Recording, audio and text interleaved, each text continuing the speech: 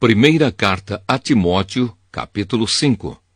Como tratar os que creem? Não repreenda um homem mais velho, mas o aconselhe como se ele fosse o seu pai. Trate os homens mais jovens como irmãos, as mulheres idosas como mães, e as mulheres jovens como irmãs, com toda a pureza. Cuide das viúvas que não tenham ninguém para ajudá-las. Mas, se alguma viúva tem filhos ou netos, são eles que devem primeiro aprender a cumprir os seus deveres religiosos, cuidando da sua própria família.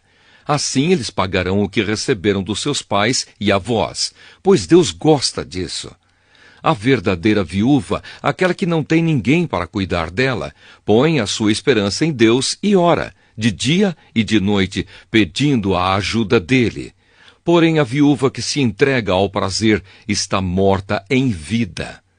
Timóteo, mande que as viúvas façam o que eu aconselho, para que ninguém possa culpá-las de nada.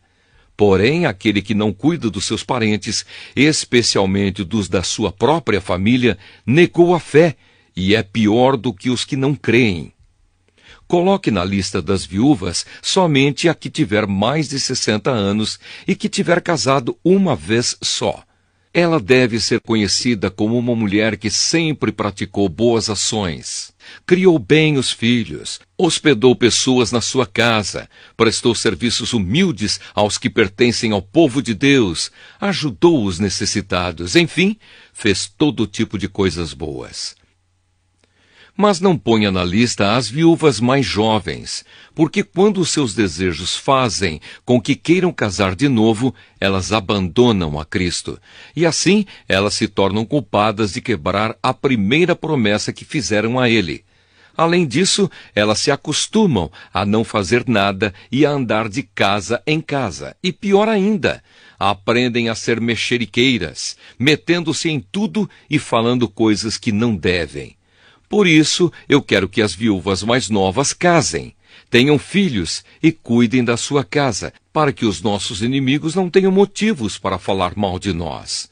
Pois algumas viúvas já se desviaram e seguiram Satanás. Se alguma mulher cristã tem viúvas na sua família, ela deve ajudá-las. Que ela não ponha essa carga sobre a igreja, para que a igreja possa cuidar das viúvas que não tenham ninguém que as ajude. Os presbíteros, que fazem um bom trabalho na igreja, merecem pagamento em dobro, especialmente os que se esforçam na pregação do Evangelho e no ensino cristão. Pois as Escrituras Sagradas dizem, não amarre a boca do boi quando ele estiver pisando o trigo. E dizem ainda, o trabalhador merece o seu salário.